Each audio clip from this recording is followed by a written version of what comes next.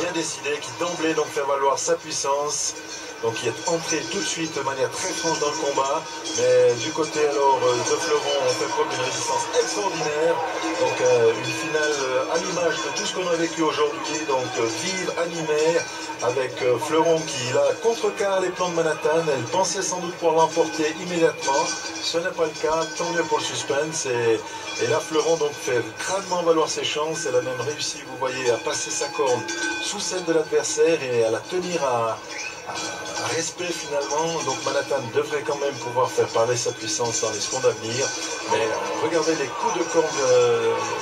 Là ça devient compliqué, quoique... L'agressivité est en train de compter là, Fleuron. C'est extraordinaire ce qui se passe, et Fleuron qui vous voyez, ouais, malheureusement, voilà, c'est fini pour Fleuron, et bravo, regardez cette attitude, cette noblesse de Manhattan qui n'a pas fait un pas derrière son adversaire, qui est couronné, donc reine nationale de la race des reins. Bravo à Manhattan, bravo à la Ballet.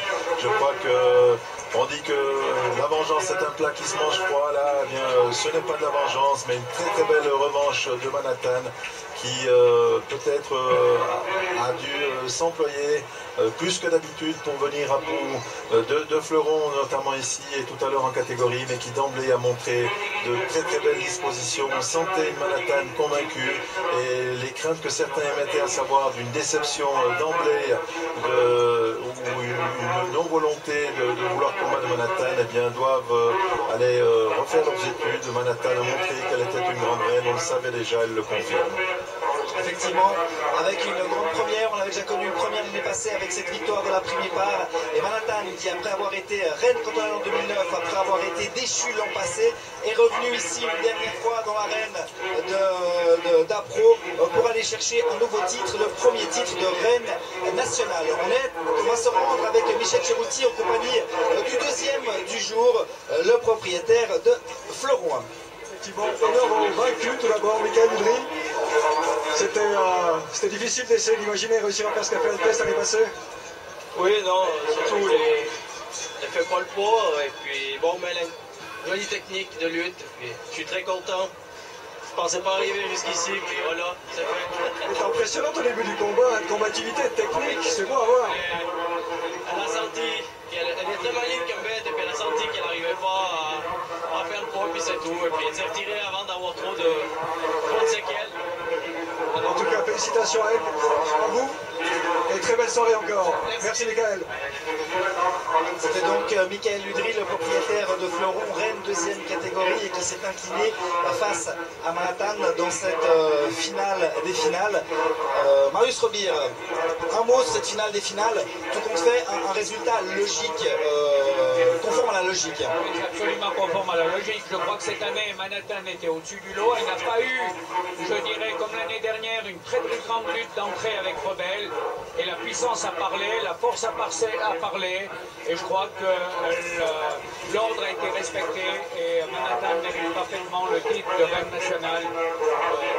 Par rapport au lutte qu'elle a fait aujourd'hui, c'est un beau combat et un beau parcours pour elle. Avec ce deuxième titre, Manhattan rentre parmi les plus grandes de l'histoire de la race des reins. Manhattan, c'est une grande reine, hein, reine de match, reine d'alpage.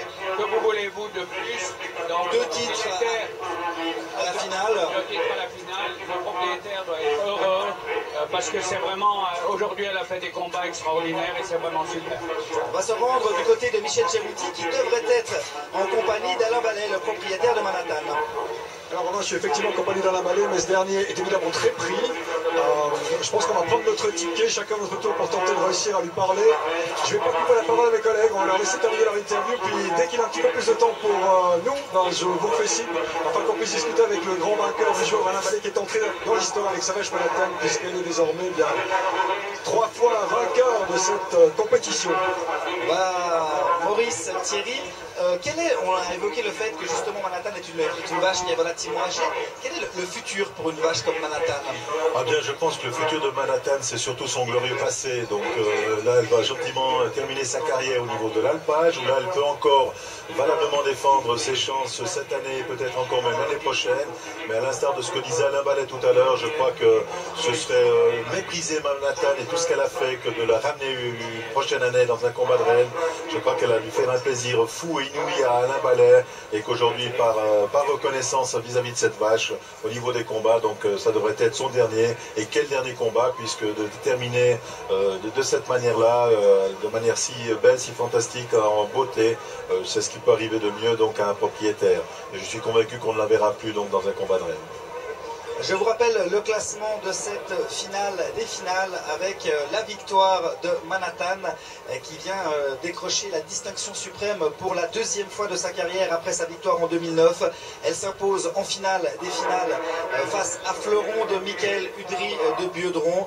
On peut signaler également Versailles et Pouki qui étaient les deux autres bêtes qualifiées pour cette finale des finales.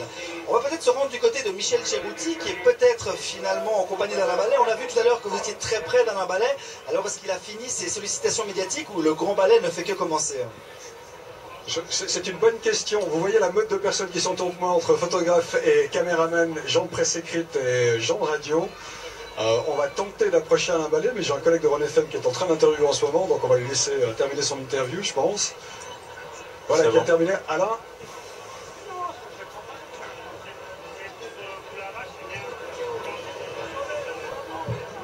Alain Ballet, on est en direct. Est-ce que, Jean-Yves, est-ce que je te le prends 2 minutes? Ah, on finit l'interview, puis après je te laisse. Merci, Jean-Yves. Donc, Alain, vous êtes entré dans l'histoire, alors ce coup-ci, plus que jamais. Pas moi, la vache. Les deux. Non, la vache. Mais c'est vrai que cette année, quand on discutait un petit peu des pronostics, les gens n'étaient pas forcément Manhattan en avant. Il y a eu une préparation spéciale. Bon, mais bon, ils ne mettent peut-être pas parce qu'elle m'appartient. Et puis l'année passée, elle avait montré des signes qu'elle voulait sortir. Ce matin, elle a quand même cherché à sortir. Puis après, depuis qu'elle a eu des luttes dures, elle s'est bien comportée. Mais cette année, on a eu l'impression aussi qu'elle n'a pas eu à affronter Rebelle, comme c'était le cas l'année passée, puis se fatiguer énormément pendant la première finale. Ça lui a mieux été. Elle n'a pas eu une dernière lutte à la finale, mais elle a eu Bambino, qui était une lutte très dure. Alors, mais après, la première veau, les autres vaches avaient lutté aussi. Tandis que l'année passée, elle était beaucoup plus fraîche, la jeune. Mais ça, c'est partie du sport. C'est ce qui rend encore plus spectaculaire. Et puis, ça fait plus plaisir quand on peut regagner après avoir perdu.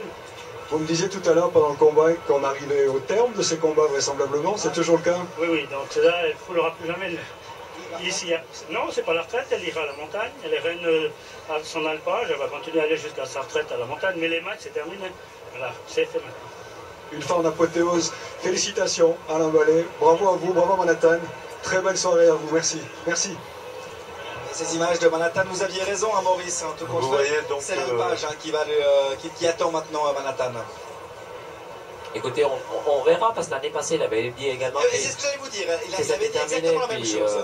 L'ambition a fait qu'elle est revenue cette année à raison, donc moi je pense que si elle a un bon vélage et qu'elle est en pleine forme, on connaît Alain Ballet, et puis peut-être qu'il n'arrivera pas à résister à la ramener l'année prochaine, mais on verra tout ça.